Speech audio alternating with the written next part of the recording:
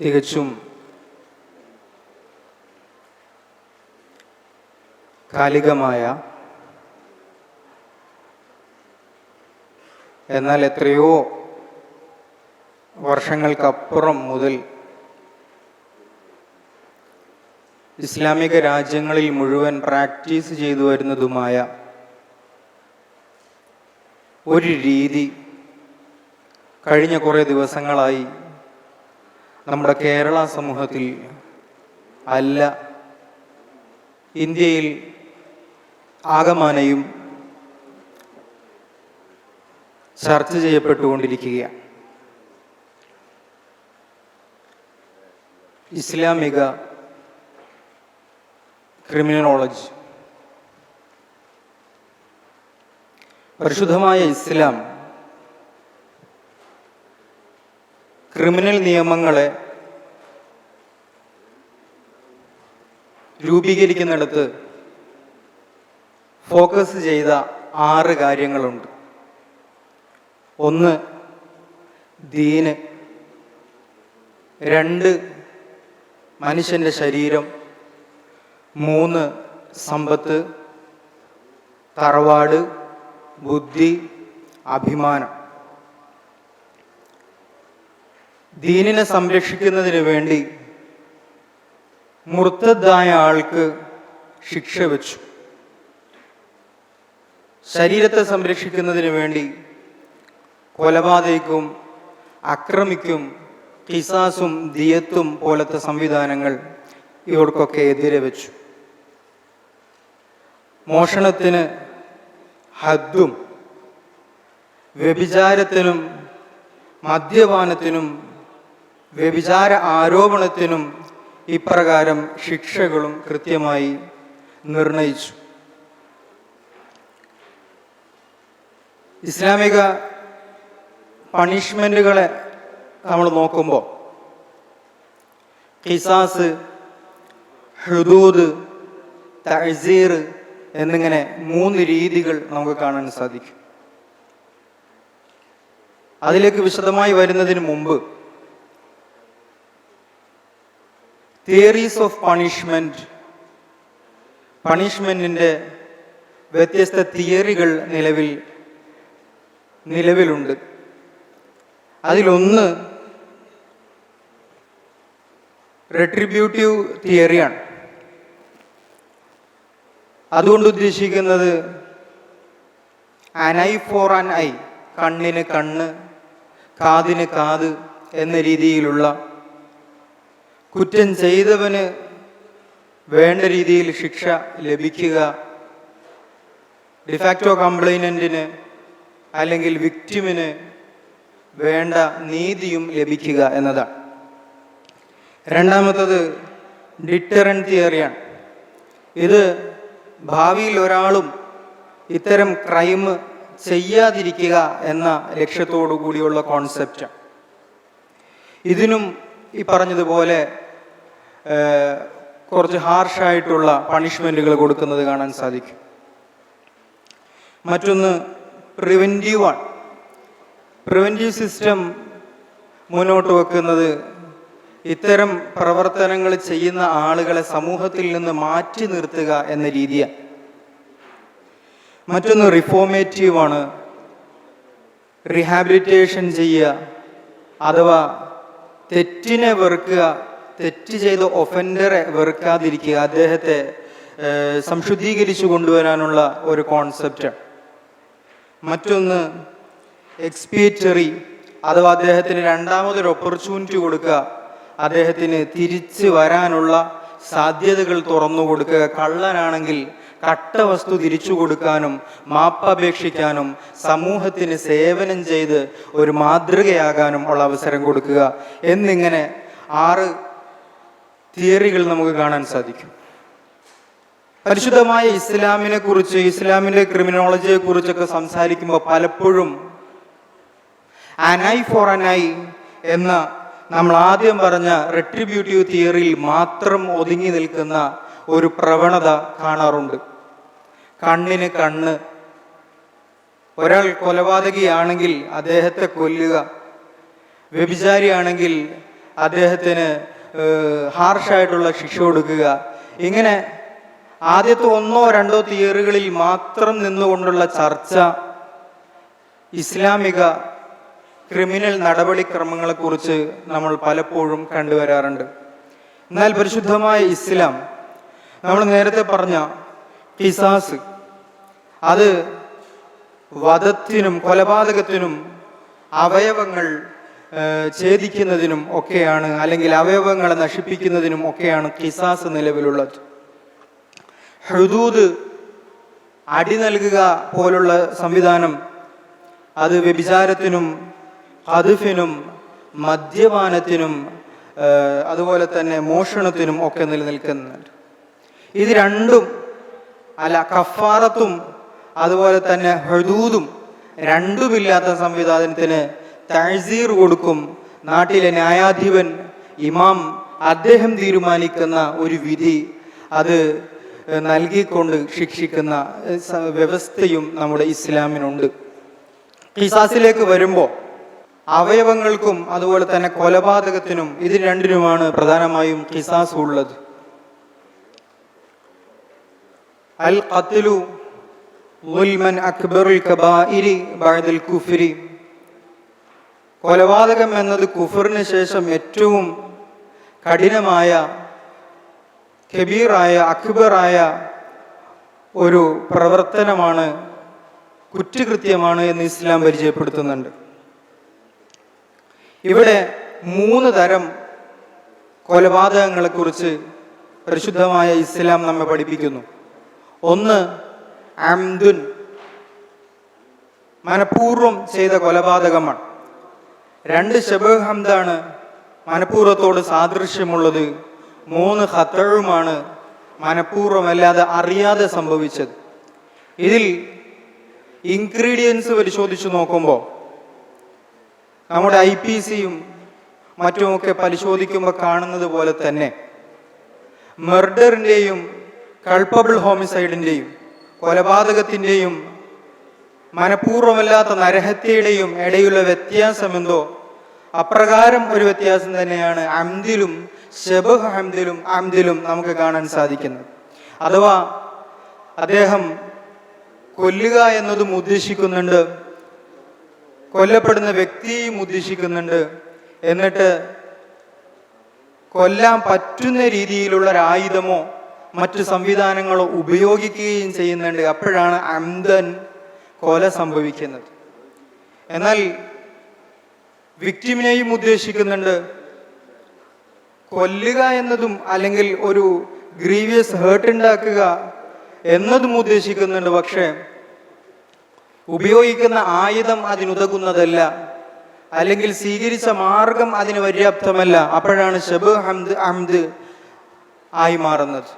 ഇതൊന്നുമല്ലാതെ മറ്റെന്തോ ഉദ്ദേശിച്ച് എറിഞ്ഞ കല്ല് അല്ലെങ്കിൽ മറ്റ് കൊക്കിന് വെച്ച ഒരു വെടി അതൊരു മനുഷ്യന് കൊള്ളുമ്പോൾ അത് ഖത്ആയും സംഭവിക്കുന്നതായി നമുക്ക് കാണാൻ സാധിക്കും.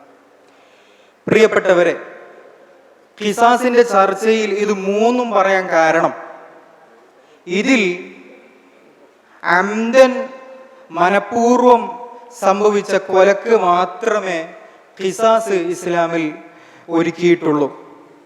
ശബഹ് അംദിനോ അല്ലെങ്കിൽ ഖത്ഇനോ ഖിസാസി എന്ന സംവിധാനം ഇസ്ലാം ഒരുക്കിയിട്ടില്ല. അതിനൊക്കെ ദിയത്തോ മറ്റു സംവിധാനങ്ങളോ കഫാറത്ത് എല്ലാത്തിനും ഉണ്ട്. ഇവ രണ്ടിനും ദിയത്തും ഉണ്ട്. ഇനി ഖിസാസ് തന്നെ അതിൻ്റെ അനന്തരാവകാശികൾക്ക് മാപ്പ് കൊടുക്കാൻ പാകപ്പെട്ട ആളുകൾക്ക് മാപ്പ് കൊടുത്തുകൊണ്ട് അതിനെ ദിയത്താക്കി മാറ്റാനും ഉള്ള സംവിധാനം പരിശുദ്ധമായ ഇസ്ലാം വെച്ചതായി നമുക്ക് കാണാൻ സാധിക്കും. ഇത് നമ്മുടെ നിലവിലെ ആധുനിക സംവിധാനങ്ങൾ നമ്മൾ പരിശോധിക്കുമ്പോൾ ഏതൊരു ക്രിമിനൽ കേസ് എടുത്താലും അതിലെ പാർട്ടി അറയിലുള്ള റെസ്പോണ്ടന്റ് നമ്പർ 1 അത് സ്റ്റേറ്റ് ഓഫ് കേരളത്തിലാണെങ്കിൽ സ്റ്റേറ്റ് ഓഫ് കേരള, അല്ലെങ്കിൽ ഏത് നാട്ടിലാണെങ്കിലും അവിടുത്തെ സ്റ്റേറ്റ് ആയിരിക്കും റെസ്പോണ്ടന്റ്. അതിന് കാരണം ഒരു വ്യക്തിക്കെതിരെയുള്ള കൊലപാതകം അല്ലെങ്കിൽ ആക്രമണം അത് കേവലം ആ വ്യക്തിയെ മാത്രം ബാധിക്കുന്നതല്ല, ആ സമൂഹത്തെയും സമൂഹത്തിൻ്റെ സമാധാനപരമായ ജീവിതത്തെയും ഒന്നടങ്കം ബാധിക്കുന്നതാണ് എന്നുള്ളത് കൊണ്ടാണ്. ഇത്തരം ഖിസാസിലേക്ക് മടങ്ങുകയാണ്. ഖിസാസ് നടപ്പിൽ വരുത്തുമ്പോൾ അവിടെ ഷുറൂത്തുകൾ പാലിക്കേണ്ടതുണ്ട്. ഷർത്തുകളൊക്കെ വന്നാൽ മാത്രമാണ് ഖിസാസ് നടപ്പിൽ വരുത്താൻ സാധിക്കുക. അവിടെ 3 നിലക്കാണ് ഷർത്തുകൾ വരുന്നത്. ഒന്ന് നമ്മൾ പറഞ്ഞു കഴിഞ്ഞു, അത് മനഃപൂർവ്വമുള്ള കൊലയാകണം, ദുൽമായിട്ടുള്ള കൊലപാതകവും ആകണം. ഇങ്ങനെ രണ്ടും യോജിച്ചു വരുമ്പോൾ മാത്രമാണ് ഖത്ലിൽ ഉള്ള ഷർത്ത് ഒക്കുന്നത്. രണ്ടാമത്തത്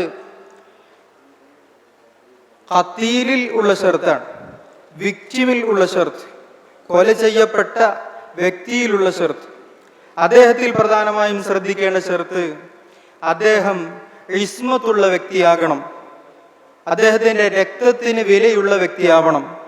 രക്തത്തിന് വിലയുണ്ടാകുന്നത് 2 രീതിയിലാണ്. ഒന്ന്, ഈമാൻ ഉള്ളത് കൊണ്ട് രക്തത്തിന് വിലയുണ്ടാകും, അവൻ മുസ്ലിം ആവുക. അപ്പോൾ ഇസ്ലാമിക സംവിധാനത്തിൽ ഒരു ജൂറിസ്പ്രുഡൻസിൽ താമസിക്കുന്ന ഒരു മുസ്ലിമിന് അവൻ്റെ രക്തത്തിന് ആ രാജ്യത്ത് വിലയുണ്ട്. രണ്ടാമത്തത് ബി അമാൻ, ഇസ്മത്തും ബി അമാൻ, അമാൻ കൊണ്ട് അദ്ദേഹത്തിൻ്റെ രക്തത്തിന് വിലയുണ്ടാവുക. അമാൻ കൊണ്ട് വിലയുണ്ടാവുക എന്ന് പറയുമ്പോൾ അവിടെ 2 രീതിയിലുണ്ട്. ഒന്ന്, ജിസിയ നൽകി ജീവിക്കുന്ന ദിമ്മിയായ കാഫിറാവുക, അല്ലെങ്കിൽ സംരക്ഷണ ഉടമ്പടിയിലുള്ള കാഫിറാവുക. ഈ 2 വിധമാണ്. എന്തുമാകട്ടെ, സാധാരണഗതിയിൽ ഉയർന്നു വരാറുള്ളൊരു ക്വസ്റ്റ്യൻ, അല്ലെങ്കിൽ ഉയർന്നു വരാറുള്ളൊരു സംശയം, ഹർബിയായ കാഫിറിന് ഇസ്ലാമിക രാജ്യത്ത് അവൻ്റെ രക്തത്തിന് പോലും വിലയില്ല എന്ന് പറയുന്നത് കുറച്ച് കടുപ്പമല്ലേ എന്നൊരു സംശയം, അല്ലെങ്കിൽ ഒരു ചോദ്യം നമ്മുടെ അകത്ത് നിന്ന് ഉയർന്നു വരാം. പ്രിയപ്പെട്ടവരെ, ഹർബിയായ കാഫിർ നമുക്കൊക്കെ അറിയുന്നത് പോലെ അവൻ തീർത്തും ഇസ്ലാമിനോട് വിരോധം വെച്ചവനും ഇസ്ലാമിനെതിരെ നിരന്തരം പ്രവർത്തിക്കുന്നവനുമാണ്. ഇസ്ലാമിനെതിരെ നിരന്തരം പ്രവർത്തിക്കുന്ന ഒരു വ്യക്തി തീർച്ചയായും ഇസ്ലാമിക ജുഡീഷ്യൽ സംവിധാനത്തിനെതിരെയും പ്രവർത്തിക്കുന്ന ആളാണ് എന്നതിൽ തർക്കമില്ല. ഒരു നിയമവ്യവസ്ഥയെ തന്നെ വെല്ലുവിളിച്ച് ഒരു നാട്ടിൽ വിലസുന്ന വ്യക്തിയെ രാജ്യദ്രോഹിയായിട്ടാണ് നമ്മുടെ നിലവിലെ സംവിധാനം കാണുന്നതെങ്കിൽ അത്തരം ഒരു വ്യക്തിയുടെ രക്തത്തിന് വില നൽകുന്നതിൻ്റെ അർത്ഥം എന്താണ് എന്നാണ് നമുക്ക് തിരിച്ചു ചോദിക്കാനുള്ളത്. രണ്ടാമത്തെ ഒരു കാര്യം, ഹർബിയായ കാഫിറിന്റെ വിഷയത്തിലേക്ക് വരുമ്പോൾ നമുക്ക് ഇസ്ലാമിക ജൂറിസ്പ്രുഡൻസ് എന്ന് പറയുമ്പോൾ അധികാര പരിധി, നമ്മുടെ ഈ കൊല്ലം ജില്ലയുടെ അധികാര പരിധി ഇന്നാലിന്ന രേഖപ്പെട്ട് കിടക്കുന്ന കൊല്ലം ജില്ലയാണെങ്കിൽ ഇതിൻ്റെ അകത്ത് നടന്ന ഒരു പ്രധാനപ്പെട്ട ഒരു കൊലപാതകം അല്ലെങ്കിൽ അങ്ങനെ ഒരു സെഷൻസ് കേസ് വരുമ്പോൾ അത് കൈകാര്യം ചെയ്യേണ്ടത് കൊല്ലത്തെ സെഷൻസ് കോടതിയാണ്. അല്ലെങ്കിൽ അതിൽ താഴെയുള്ള കേസ് വരുമ്പോൾ അത് പരിഗണിക്കേണ്ടത് കൊല്ലത്തെ മറ്റേതെങ്കിലും ട്രയൽ കോർട്ടുകളാണ്. അല്ലാതെ അത് മറ്റൊരു സ്ഥലത്തു കൊണ്ടുപോയി പരിഗണിക്കാൻ സാധിക്കില്ല എന്നതാണ് ജൂറിസ്പ്രുഡൻസ് അല്ലെങ്കിൽ അധികാര പരിധി എന്നതുകൊണ്ട് ഉദ്ദേശിക്കുന്നത്. ഇസ്ലാമിന്റെ അധികാര പരിധിയെക്കുറിച്ച് പറയുമ്പോൾ ഹർബിയായ കാഫിറിന്റെ വിഷയത്തിലേക്ക് വരുമ്പോൾ നമുക്ക് 2 നിലക്ക് അധികാര പരിധി കാണാൻ സാധിക്കുന്നുണ്ട്. ഒന്ന്, ഫിസിക്കലി ഉള്ള അധികാര പരിധി.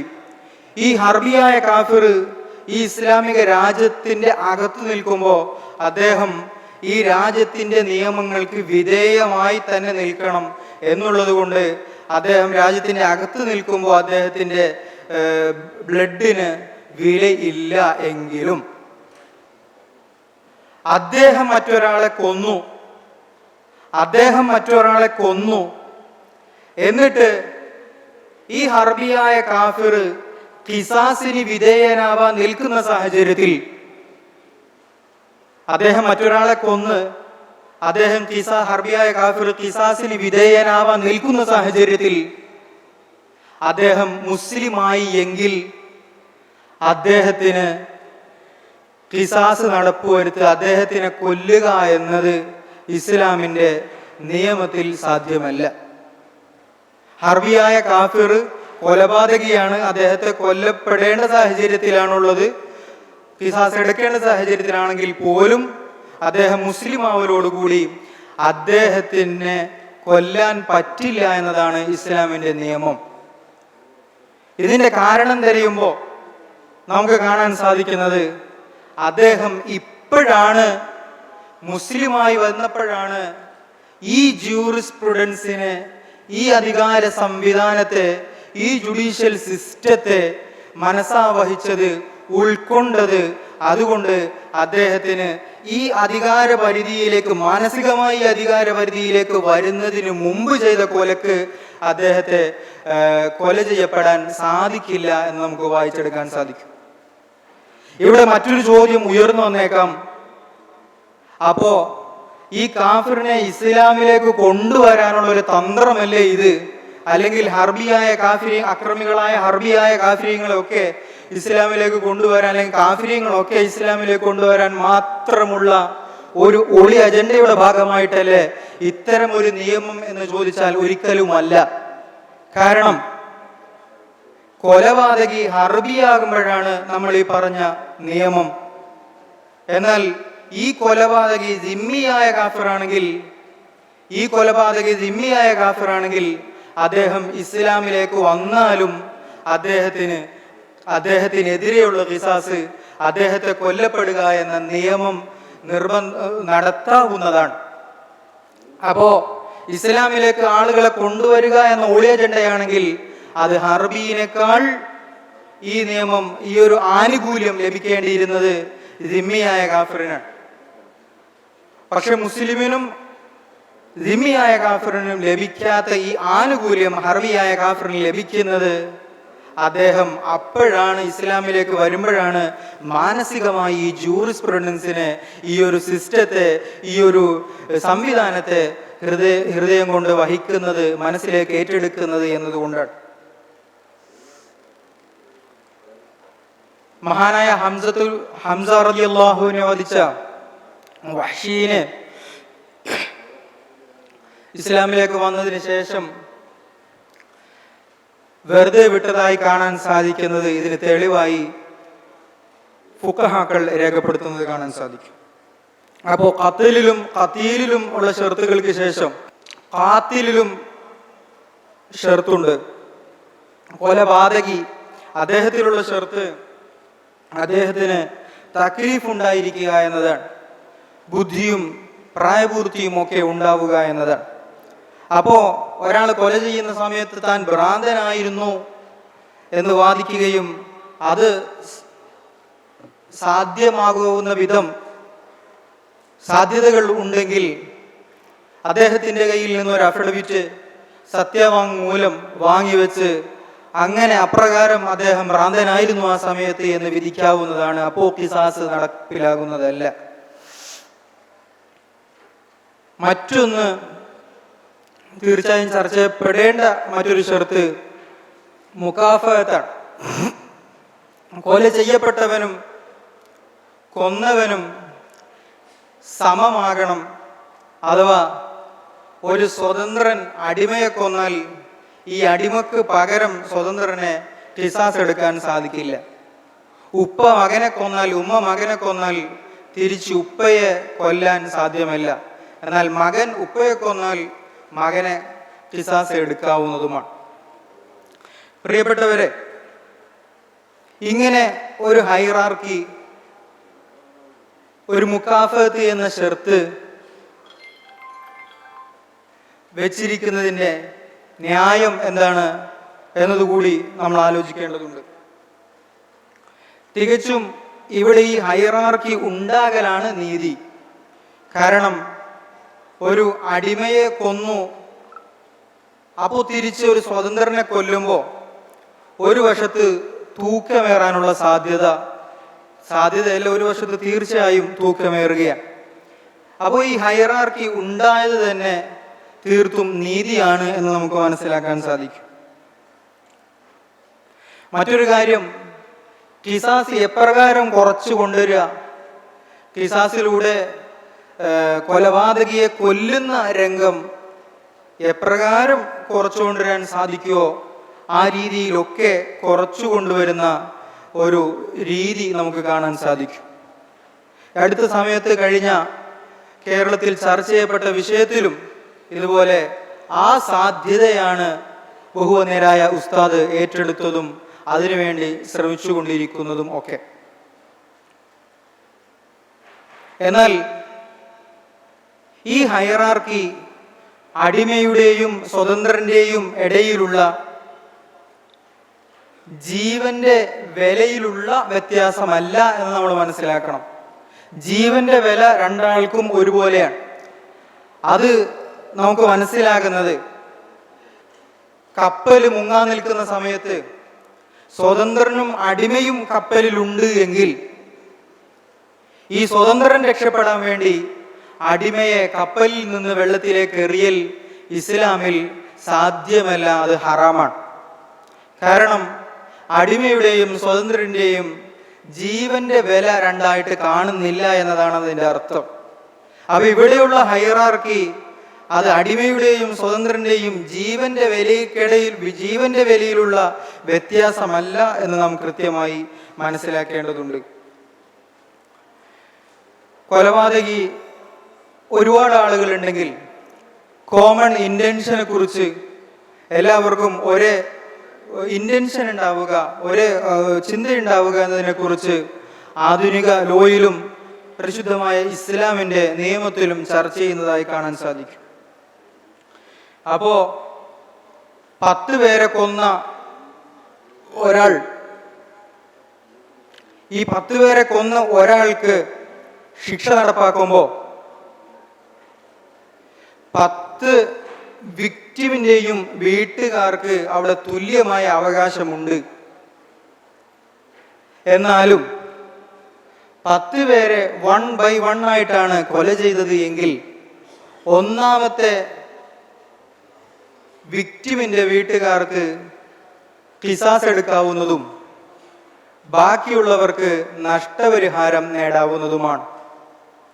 എന്നാൽ 10 പേരെയും ഒറ്റയടിക്കാണ് കൊന്നതെങ്കിൽ, ഒരു ബോംബ് വർഷിച്ചു 10 പേരും മരിച്ചു എന്ന രീതിയിൽ, അല്ലെങ്കിൽ മറ്റേതെങ്കിലും ഒരു രീതിയിൽ 10 പേരെ ഒറ്റയടിക്കാണ് കൊന്നതെങ്കിൽ 10 പേരുടെ അനന്തരാവകാശികൾക്കും ഖിസാസിന് ഒരേപോലെ അവകാശമുള്ളത് കൊണ്ട് തന്നെ അവിടെ നറുക്കെടുപ്പെടുത്ത് നറുക്ക് കിട്ടുന്ന ആൾക്ക് ഖിസാസ് നടപ്പാക്കാവുന്നതും ബാക്കിയുള്ളവർക്ക് നഷ്ടപരിഹാരം നേടാവുന്നതുമാണ്.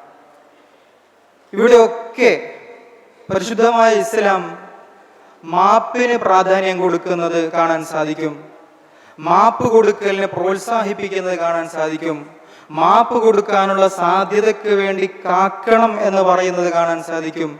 ഒരു വ്യക്തി മരിച്ചു, കൊല്ലപ്പെട്ടു, അദ്ദേഹത്തിന്റെ അനന്തരാവകാശികളിൽ ആരാണ് ഈ ഖിസാസിനുള്ള അർഹൻ എന്ന് മനസ്സിലാകാത്ത സാഹചര്യത്തിൽ കുറെ ആളുകൾ ഉണ്ട് എന്ന രീതിയിൽ നിൽക്കുമ്പോൾ ആ കൂട്ടത്തിൽ ഒരാൾ ബാക്കിയുള്ളവരുടെ സമ്മതം കിട്ടിയോ ഇല്ലയോ എന്നറിയാതെ ഈ കൊലപാതകിയെ കൊല്ലുകയും ശേഷം ഈ കൊല്ലുന്നതിന് മുമ്പായി ബാക്കിയുള്ളവരുടെ സമ്മതം ലഭിക്കുകയും ചെയ്തു എന്ന് മനസ്സിലായാൽ ആ ഖിസാസ് എടുത്ത വ്യക്തിയെ വീണ്ടും ഖിസാസ് എടുക്കാവുന്നതാണ് എന്ന് പരിശുദ്ധമായ ഇസ്ലാം പഠിപ്പിക്കുന്നത്. മാപ്പിനുള്ള എല്ലാ സാധ്യതയും പരിശോധിച്ച ശേഷം മാത്രമാണ് ഇത്തരം ഒരു രീതി നടപ്പിൽ വരുത്താവൂ എന്നതിലേക്കാണ് വിരൽ ചൂണ്ടുന്നത്.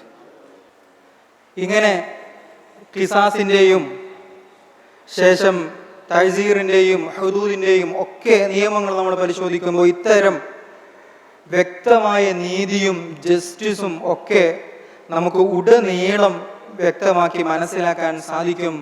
അപ്പോഴാണ് ലക്കും ഫിൽ ഖിസാസി ഹയാത്ത്,